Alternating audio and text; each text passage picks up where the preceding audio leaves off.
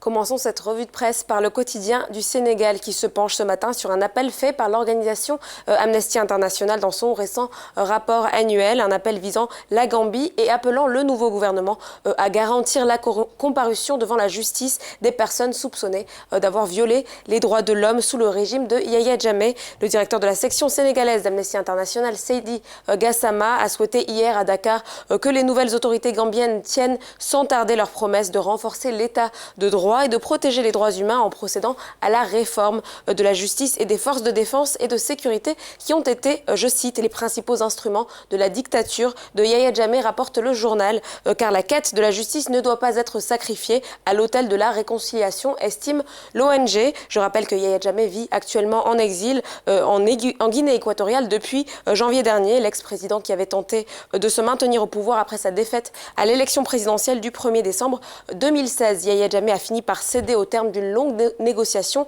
et d'une série de pressions exercées par la communauté économique des États d'Afrique de l'Ouest.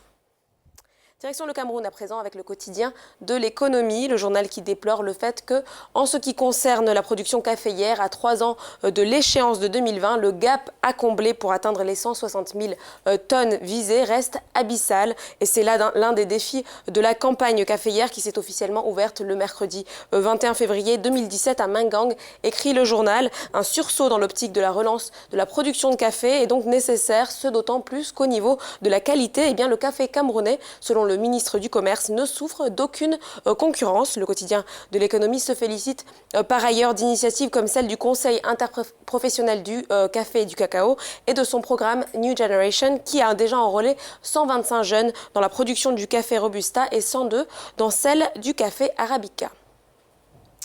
Terminons cette revue de presse par une étude sur les grandes villes africaines où il fait bon vivre. C'est inédit, explique Afrique Magazine, publié en exclusivité par Afrique Méditerranée Business. L'enquête réalisée par l'école polytechnique de Lausanne s'est proposée de décrire le cadre de vie des habitants africains. Pour établir le score de chaque ville, eh bien, les chercheurs ont collecté pendant toute l'année 2016 un très grand nombre de données réparties en 7 différentes catégories: société, habitat, développement spatial, infrastructure, environnement, gouvernance et économie. Et la grande gagnante de ce palmarès est donc Marrakech, destination touristique réputée et hôte de la dernière conférence sur le climat en novembre 2016. Cette réussite s'explique selon le journal notamment par la mise en place d'un programme de développement lancé par le roi marocain Mohamed VI et qui veut faire de cette ville la cité du renouveau permanent.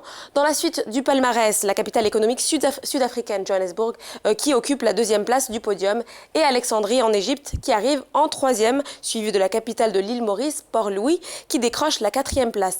À la 5e place, une autre ville marocaine, Casablanca, le poumon économique du royaume chérifien.